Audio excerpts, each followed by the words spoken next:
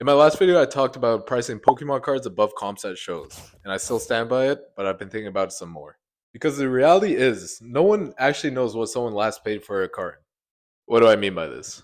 Well, we treat prices we see on apps like TCG Player, Alt, and Card Ladder as the market.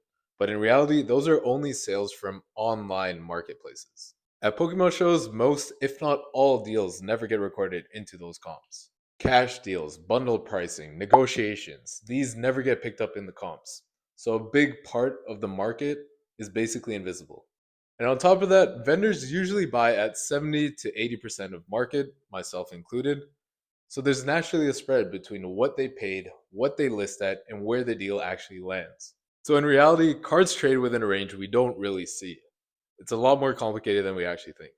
Now, with that said, comps from these apps are even more important than I initially thought. They're the only consistent shared reference point everyone can actually verify. And as I mentioned last video, this is where pricing based on the room gets a bit tricky to me. Because once vendors start pricing based off each other instead of public sales data, the room almost feels like its own isolated market. One high sale or sticker influences another vendor, and another, and it keeps snowballing until prices inside the room start drifting away from what the public data is actually showing. And for collectors, especially new ones, they really only have access to the public data.